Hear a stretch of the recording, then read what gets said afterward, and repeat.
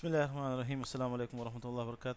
So we have seen here in this video live log there. This is where we have stopped in the last session, and we in fact covered a little bit more. So we were saying deadlock and live lock are almost similar, but the difference is deadlock being the case where you are in the process of and it never ends.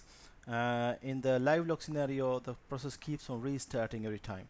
So that was the difference here. So you should understand the difference between deadlock and live lock actually. So that subtle difference you should be able to make, guys. Okay, and also we have seen examples of resource resolution, priority inversion. This was where we ended in the last session. Okay, so in this session what we are going to do is cover the rest of the chapter, and we still have some more which we will cover later on, but we will at least cover these two sections, 2.3 and 2.4. So in 2.3 we are looking at an example way of things that you will actually carry out when you are creating a concurrent application or creating a design for a concurrent algorithm. So for example, assuming that you have a sequential algorithm for something, now how can we convert it into a concurrent algorithm? So what are the stages involved? So in 2.3 we are going to look at these kind of stages. Okay, so a sequential version of an algorithm is possibly something that's going to create some outcome, and it may be slow, but it may be correct result. So the purpose of creating a parallel version or a concurrent version of this sequent algorithm may be because we want to make sure that it actually generates a faster result, for example. So test if our concurrent algorithm generates the correct results. After we do a parallel algorithm for a sequential algorithm, we can actually check if the same result is produced or not, because always, all the time, a sequential version will produce a correct result because it is taking series of steps. And the only reason why we want to create a parallel version or a concurrent version is because we want to generate the outcome faster. Okay, so you must understand always when we talk about parallel or concurrent or multi-threaded, we are referring to the same thing more or less. How do you measure the throughput of both algorithms? So you have to measure them, the sequential version and the output of the parallel version, to ensure that both of them are actually producing the correct output.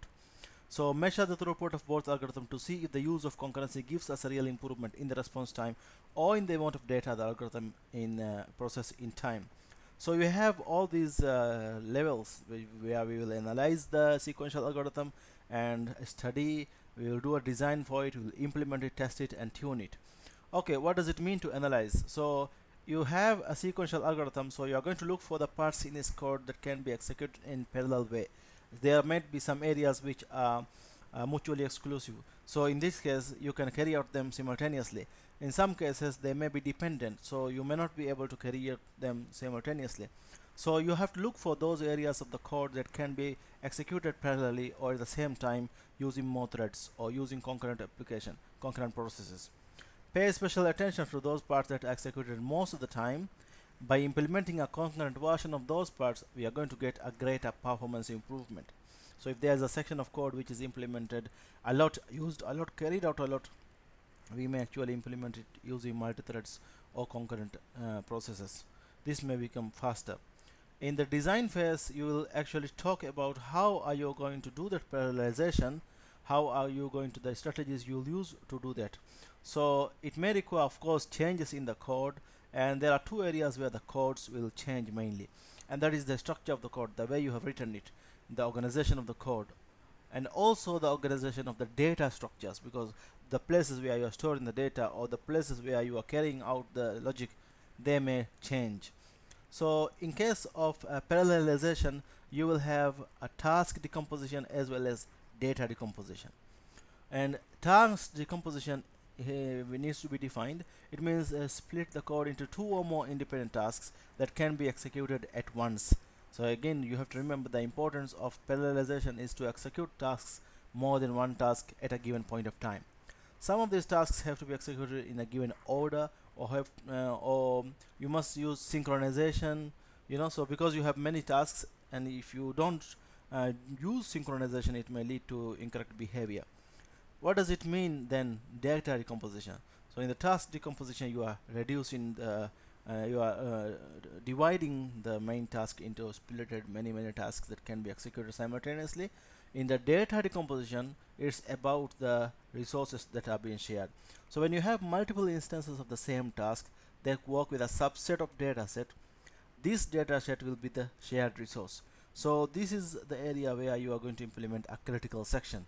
And in the last sessions, you have seen an example of what is a critical section, So the objective of implementing a parallel version of an algorithm is to achieve improved performance. So you should use all the variables, processes, or cores. Again, let me repeat that. So when you have a parallelized version of an algorithm, the only reason why you are making it parallel is because you want to achieve an improved performance, So you should use all the variable processors or cores. If you have more than one processors, you want to use them. If you have more than one core in the processor, you may want to use that single processor with multi-cores. If you split the algorithm into a lot of smaller tasks, the extra code introduced by the synchronization can actually provoke performance degradations.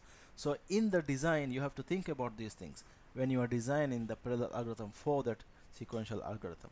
Okay, if you have a good design, for example, if you have implementation level where you can code it, you can write those in Java, for example, or any other language, you're going to implement the parallel algorithm using some kind of a programming language. And most of the time, you're going to utilize some kind of a thread library, because that is how you are going to represent tasks, or multitasking can be implemented by implementing more than one task. And then you will of course use testing to test whether you are getting the expected output. So testing and debugging a parallel implementation are difficult tasks because the order of execution of the tasks are different. When you execute the task again and again and again, they always give the resources to the threads separately. The processes get CPU time differently, so it may result to a different debugging result. So but still the outcome will be the same. Okay, what does it mean when you say tuning? So tuning here refers to, someone might say, you have already tested it. Why do we need to tune? So the testing is just testing. You are recording the result. You are not doing anything after finding out something. So testing is just testing per se. So when you say tuning, it means out of the results that you have got from the test results, you might actually change some things here and there. So you have to do a lot of tuning there to bring it to the level you want. So the last step is to compare the throughput of the parallel and the sequential algorithms. If their results are not as expected, you must review the algorithm. You can for the causes of the bad performance of the parallel algorithm. Okay, so the algorithm may have areas where you have coded badly, or maybe you have not synchronized well. So there are some areas you can of course think about and test. So this is just theoretically, we are saying this is what we are doing. And when you are measuring the algorithm's behavior or performance, you actually have to measure several things. For example, the speed you can check. Then there is also a law called Amdahl's law. So this is used to calculate the maximum expected improvement obtained with parallelization. Then of course they have formulas which we are not going into details in this syllabus. Also there is another law called Gustafson's Bersis law, which is Amdahl's law has a limitation, therefore they use this. And the purpose of using Gustafson's Bersis law is, it supposes that you have the same input data set when you increase the number of cores, but because Gustafson's Bersis law can be used when you have more cores where you can use more data. So the limitation of Amdahl's laws is, it is supposed, or that law supposes that you have the same input data set even when you have more number of cores.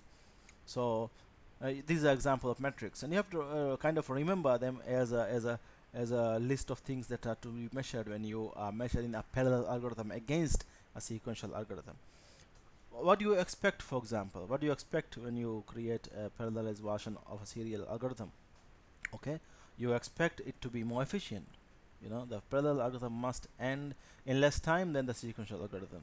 The final goal of the parallelization and algorithm is that its running time is less than the sequential one. This is the only reason why you are trying to parallelize it. Otherwise, there is no need to parallelize it, right? Simplicity. When you do the algorithm, it has to be a little bit simpler, not as complex. So debugging and creating scenarios may be difficult if the implementation is complex. Portability refers to ability to run it on multiple platforms, and this is one reason why you may choose Java, for example. Scalability, what happens to your algorithm if you increase the number of cores? Does it increase in its capability? You should use all the available cores, so your algorithm should be ready to take advantage of all available resources. So what are the meaning of those scalability terminologies? You have to remember. Okay, so those are just example of what the details of 2.3 is about, and perhaps that's where we will cover for this lecture. And then we will actually go into examples of other coding related examples, because in your assignment you have several examples of data sharing and areas where you have to implement multi-threaded application development. So that is something we have to practice still now. So you have some examples already on the last lessons. We have done some videos, so you have already tried them in the last classes. I asked you to practice it. So if you haven't practiced it, that's going to be difficult for you. And at this point of time, you have to remember this is very important for you to try them at home when you are learning remotely this way. And at this section where you are learning about the concurrency API, we will actually cover them after we do several practices, and that is because we want to see how it is like to use those thread classes to implement runnable objects and to start and yield methods to yield tasks, and how it is like to sleep a task. So those kind of things which we have done in the basic classes, I assume you have also tried them. Now if you haven't tried them, what I want you to do is try them first, because in this session we are going to do several coding related to your assignment, and you will not really understand what is happening there unless you look at the videos, you watch the videos and pause them and write those things. So a little bit of effort is needed here, guys. Okay, so that's it for this session. I'll make a separate video where we are going to learn more about the programming section that we have created for this session, and then you will be able to practice that as well. Okay.